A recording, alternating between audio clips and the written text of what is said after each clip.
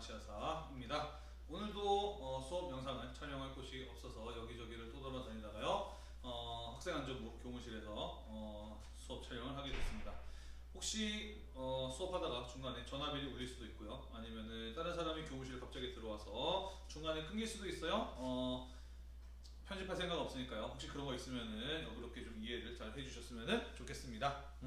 자, 오늘 우리 교교자의 27쪽을 보도록 할게요. 우리 지난 시간에 은유통일 활성화 중에서 첫 번째 명청대의 은본위 경제체제 확립에 대해서 이야기를 했었어요. 그죠? 자, 이번 시간에 이어서 조선의 은유통 그리고 일본의 은유통까지 마저 이어서 살펴보도록 하겠습니다. 자, 같이 한번 봅시다. 은유통이 활발했던 명청과는 달리 조선의 경우는요, 은유통이 그다지 활발하지 않았습니다. 그리고 은광이 있었어도 개발하는데 상당히 소극적이었다라는 것이죠. 자, 조선이 왜 은유통이 활발하지 않고 은광 개발에 소극적이었느냐? 그 이유는 첫 번째, 은이라고 하는 것은 교환 가치예요. 물건을 사고 팔 일이 많아야 쓸 때가 있지, 물건을 사고 팔지 않는다라고 한다면 은 먹지도 못하고 입지도 못하는 것이에요. 그죠? 조선 같은 경우에는요, 자급자족적인 경제 구조를 가지고 있었습니다. 농촌 중심의 농업 중심의 사회였기 때문인 것인데요. 다시 말해서 돈을 주고 물건을 사고 팔 일, 상품화폐 경제가 상당히 조선 전기까지만 하더라도 발달이 미약했었기 때문에 굳이 은을 쓸 일이 많지 않았었다라는 것이에요. 게다가 은을 화폐로 사용하는 명나라에서 조공을 잡고 공물을 잡고 은으로 보낼 것을 요구했습니다. 자, 그러다 보니까 조선 입장에서는 자기들이 쓰지도 않는 은을 굳이 캐내가지고 명나라에다 바쳐야 되는 거 상당히 힘들고 어려운 일이 아닐 수 없었다라는 것이죠. 자, 그래서 조선의 경우에는 명나라에게 뭐라고 이야기를 하느냐? 우리나라에서는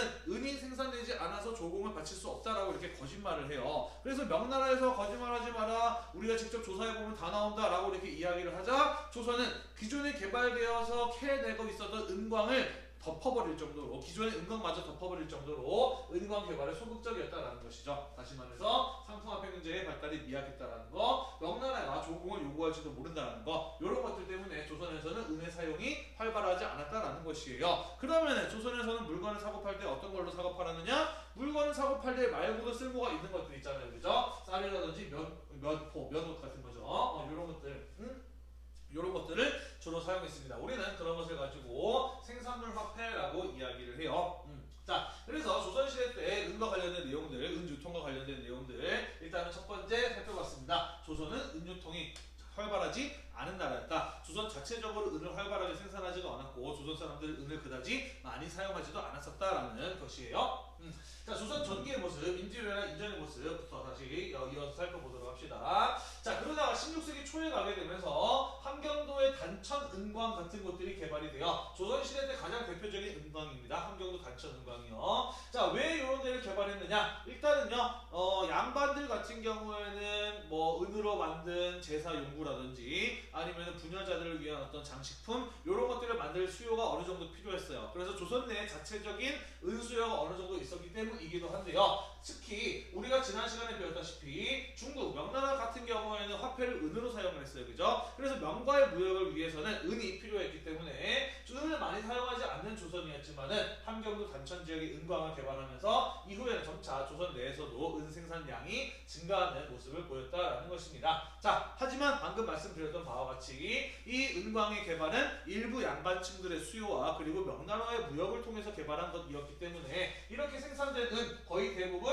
중국과의 무역을 통해서 특히 양반들이 필요했던 비단 같은, 중국의 비단 같은 사치품들을 쓰는데 사용이 되었다라는 것이죠. 그래서 조선 전기 때 단천 은광 같은 것들이 개발이 되면서 조선 내의 은 생산량이 다소 증가하긴 했지만 계속해서 중국으로 빠져나가기 때문에 여전히 조선 내에서 은 유통량은 상당히 부족한 상태였다라고 볼 수가 있다라는 것이에요. 그래서 16세기 중엽으로 가게 되면은요, 우리가 지난 시간에 배웠다시피 삼포를 개항하면서 일본과의 무역이 이루어지잖아요. 그죠? 그래서 일본과 무역이 이루어지게 되면서 이후에 일본에서 생산된 은을 조선은 많이 수입을 해오게 됩니다. 그래서 그 일본 은을 가지고 어디에 썼겠어요? 아까 이야기했듯이, 그죠? 중국의 비단실 생산한 비단 같은 것들을 수입을 하는 데 썼다라는 것이에요. 자, 그래서 조선에서 생산된 은이나 일본에서 수입된 은이나 전부 다 무엇을 위해서였다? 그렇죠? 명나라의 무역을 위해서였다라는 것이에요. 그래서 조선에서 생산된 은이나 일본에서 수입해온 은 모두 역시 상당수 명나라로 유출이 되었었다라는 것이에요.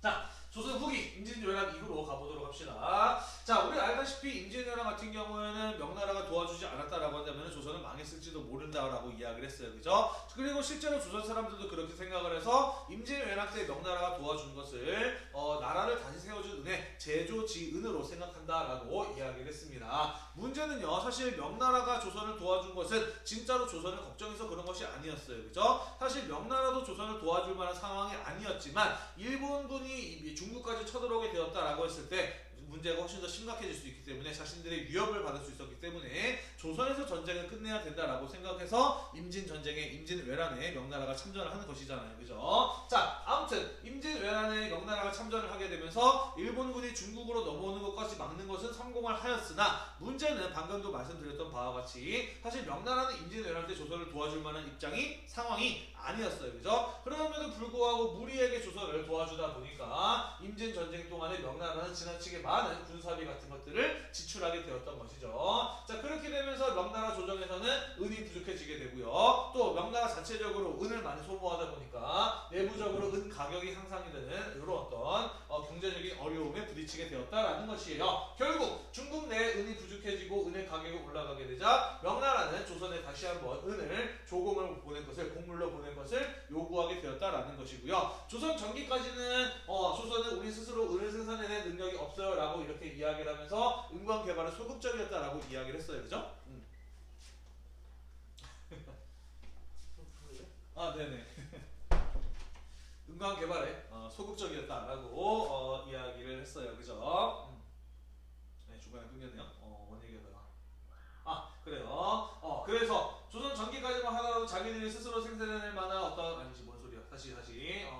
중간에 흐름이 끊기니까 이해를 해주세요. 뭔 얘기를 하냐면은, 그래요. 조선 전기에는 명나라에게 은으로 조공을 바치는 게 너무너무 힘들어서 은광 개발에 소극적이었다라고 이야기를 했잖아요. 그죠? 자, 그런데 우리가 아까도 이야기했듯이 임진왜란 때 명이 도와주지 않았다면 조선은 망했을 것이다 라고 그렇게 생각을 했어요. 제조지은으로 여긴다라고 이야기를 했잖아. 그치? 그렇기 때문에 이번에 명나라가 조공으로 은을 보낼 것을 요구했다라고 한다면 조선은 그것을 거부할 수 있었을까? 그렇지 않았다라는 것이죠. 자, 그래서 조선은 일본과의 무역을 통해서 은을 확보하고 그것을 명나라에게 조공으로 바치고자 하였다라는 것이에요. 그래서 17세기 이후에 동아시아에서 은이 유통되는 구조를 살펴보면은 다음과 같았다라는 것입니다. 조선에서 일본에다가 비단이나 인상 같은 것들을 팔아서 일본산 은을 확보를 하면은 그것을 중국에 조공으로 보내거나 혹은 비단을 수입하는 데 사용을 했다라는 것이에요. 그래서 동아시아에서 은의 흐름을 살펴보면은 일본에서 조선을 거쳐서 명나라로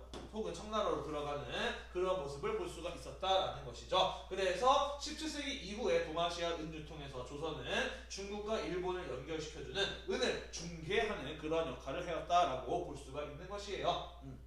그러다가 교재에 써 있는 것처럼 17세기 후반 이후로 가게 되면은 중국과 청나라와 일본 사이, 청나라하고 일본 사이에 나가사키를 이용한 직접적인 교육이 이루어지게 되잖아요. 그죠? 그러면서 점차 이 조선의 역할은 축소되어가는 그런 모습을 볼 수가 있습니다.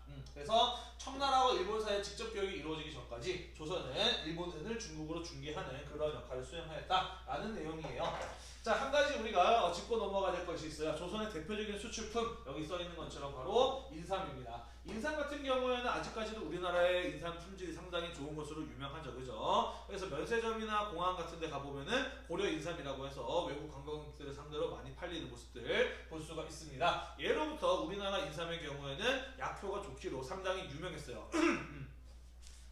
상당히 유명했습니다. 특히 일본에서는요, 이 조선의 인삼이 만병통치약으로 알려지게 되면서 엄청나게 큰 유행을 하게 됩니다. 그래서 일본은 상당히 비싼 값으로 팔렸다라고 이야기를 해요.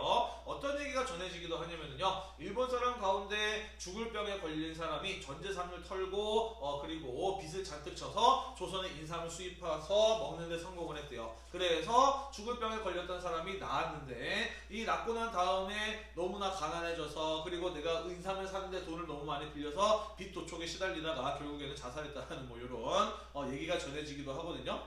그런 게 실제로 있었는지 없었는지 모르겠지만 그런 얘기가 일본에서 돌 정도로 조선 인삼은 일본은 상당히 인기가 많았었다라고 이야기를 합니다. 물론 중국에서도 조선 인삼은 굉장히 유명했어요. 그래서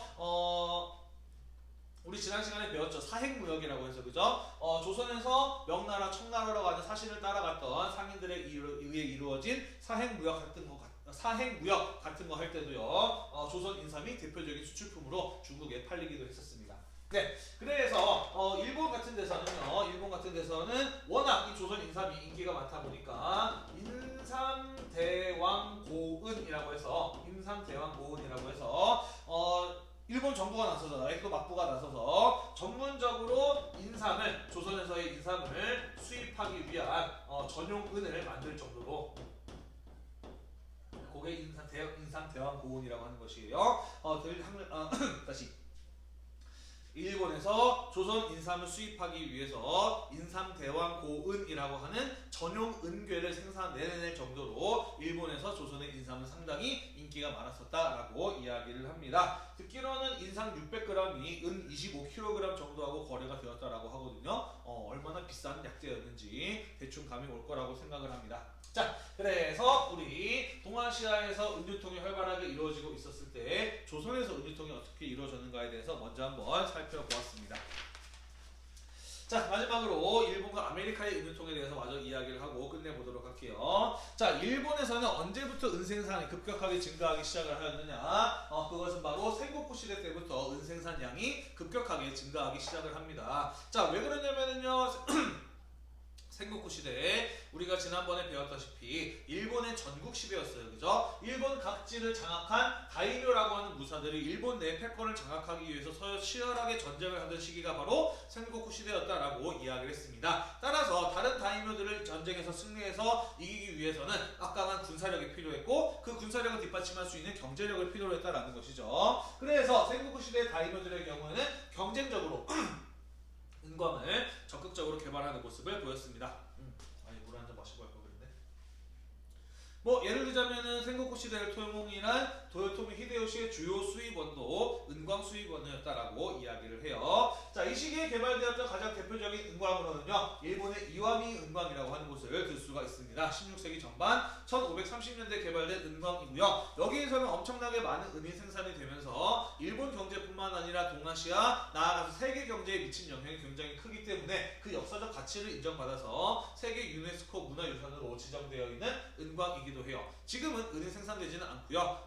관광객들에게 관광지로 개발되어 있는 곳이 바로 이 이와미 은광이라고 하는 곳이 되겠습니다. 자, 이렇게 활발하게 은광 개발이 이루어지게 되면서 일본 내 은 생산량이 많이 늘어나게 되는데요. 거기에 기름을 부었다. 거기에 그러한 일본의 은 생산량을 더 빠르게 만들었던 것은 무엇이었냐면은 바로 조선에서 도입한 회취법이라고 하는 기술이었어요. 자, 거기 교재에도 나와 있는데요. 회취법은 다른 말로는 연은분리법이라고도 이야기를 합니다. 16세기 초반 1503년에 함경도 단천 은광에서 김검동이라고 하는 사람이 개발한 최첨단 제련 기술이라고 합니다. 일단은 기술을 개발한 사람 이름을 들어보니까 뭐래요?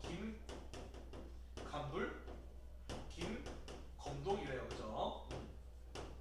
신분이 높은 사람 같았는데 보이나요? 아닌 것 같아요. 그죠? 아마 성도 없었을 건데 그냥 우리나라에 제일 흔한 성 붙여준 것 같습니다. 그죠? 간불, 검동 이런 얘기 들어보니까 이 사람은 아마 얼굴 까만 사람 아니었을까? 껌둥아라고 불렸던 사람인데 그렇죠. 한자로 이름을 써야 되다 보니까 검동 이런 식으로 기록을 하지 않았을까? 간불 어떤 사람이었을까요? 까불이 아니었을까? 까불아 이렇게 불렀는데 까불 한자로 쓸 수가 없으니까 간불 이렇게 쓰지 않았을까? 라고 이렇게 선생님 스스로 좀 유추를 해봅니다. 아무튼 이 함경도 단천 은광에서 일하던 김검동이라고 하는 사람이 개발해낸 기술이 바로 회취법 또는 연은분리법이라고 하는 것이고요. 이것은 당시로서는 세계적인 수준의 최첨단의 제련 기술이었다라고 합니다. 제련 기술이 뭐냐면요, 우리가 광석을 캐내면은 은광에서 은을 캐내면은 처음부터 우리가 알고 있는 예쁘고 반짝반짝한 그런 모습 아니잖아요. 자연 상태의 은이나 금 같은 것들은 광물질의 모습으로, 광석의 모습으로 저장이 되어 있단 말이야, 그지? 다시 말해서 은뿐만 아니라 수많은 광물질들이 결합이 되어 있는 돌덩어리를 캐내게 된다고요, 그죠? 그러면 그걸 어떻게 해야 되겠어요? 녹여가지고 우리가 필요로 하는 은만을 따로 뽑아낼 수 있어야 되잖아, 그지? 그래서 자연 상태의 은광석을 녹여서 순수한 상태의 은을 뽑아내는 기술, 추출해내는 기술을 가지고 제련 기술이라고 이야기를 합니다. 네, 은광석을 부숴가지고요. 거기에다가 납이라든지 망간 이런 것들을 같이 넣어서 녹여냅니다. 그러면서 철 같은 그런 어떤 불순물들을 제거해 내고요. 그 다음에 수시죠. 젤을 같이 넣어가지고 가열함으로써 납 성분까지 마저 제거해내면서 순수한 은의 상태만 남기는 기술을 회취법이라고 이야기를 해요. 교과서에 자세히 나와 있거든요. 광석을 태워가지고 재료 만들고 분리된 금속물을 채취해서 순은을 뽑아내는 기술이 바로 이 회취법이라고 하는 재현 기술입니다. 자, 이 기술이 상당히 뛰어난 기술이었대요. 당시로서는 기존에 생산되고 있었던 은 재련 기술에 비해서 훨씬 더 빠른 속도로 순은을 생산해낼 수 있는 대단히 뛰어난 기술이었다라고 합니다. 아마도 이 사람들이 일하기 힘들어가지고 어떻게 하면 좀 더 편하게 빨리 일을 끝내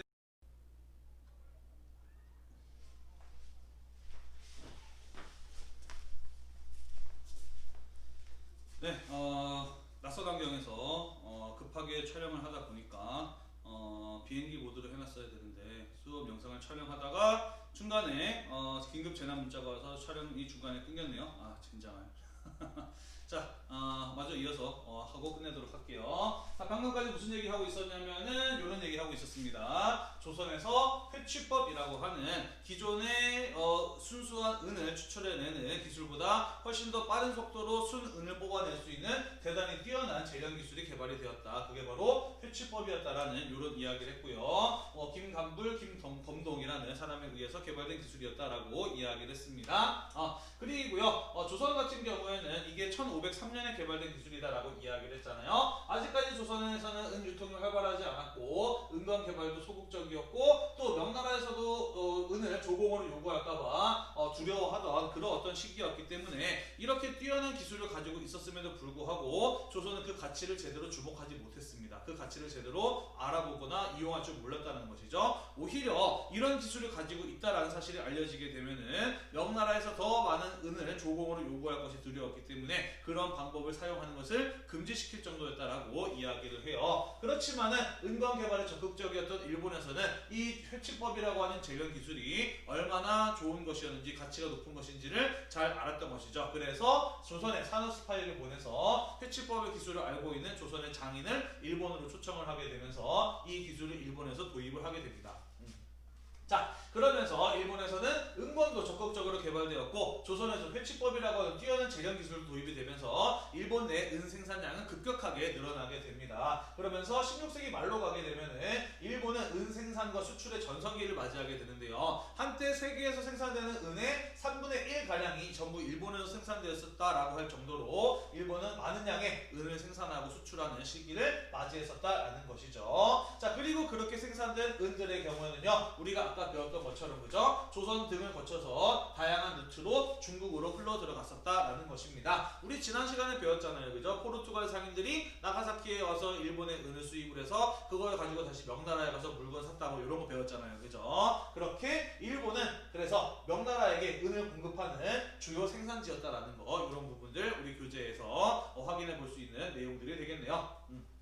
자, 마지막으로 아메리카의 은 생산과 유통 보도록 합시다. 자, 16세기 중력으로 가게 되면서 아메리카의 은 생산량은 크게 증가하게 됩니다. 아메리카 대륙을 발견하고 정복한 유럽인들이요, 그 원주민들을 지배하면서 노예로 부리면서 많은 양의 금과 은을 생산해내게 됩니다. 자, 그러면서 유럽인들의 경우 이전보다 훨씬 더 많은 돈을, 경제력을 갖게 되었고요. 그러면서 아시아에서 더 많은 상품을 사고 싶다라고 하는 그런 어떤 욕구를 갖게 되죠. 믿으십시다. 이러한 은 생산의 증가는 유럽인의 아시아 상품에 대한 구매욕을 자극하게 되었다라는 것이에요. 자, 그러면서 우리가 배웠던 것처럼 에스파냐 상인, 포르투갈 상인, 네덜란드 상인, 영국 상인 등등에 의해서 생산이 된 아메리카의 은 같은 것들이 이 동아시아와의 교역의 과정을 통해서 중국으로 흘러들어가는 그러한 모습들을 보였었다라는 것이에요. 그러면서 은은 중국이나 유럽이나 동아시아 사람들이나 전 세계 사람들이나 전부 다 공통적으로 사용하는 국제통화로서 가장 중요한 결제수단으로 활용되었었다라는 내용이 우리 교재에 적혀 있습니다. 예를 들자면요, 방금 이야기했던 것처럼 아메리카의 은이나 에스파냐,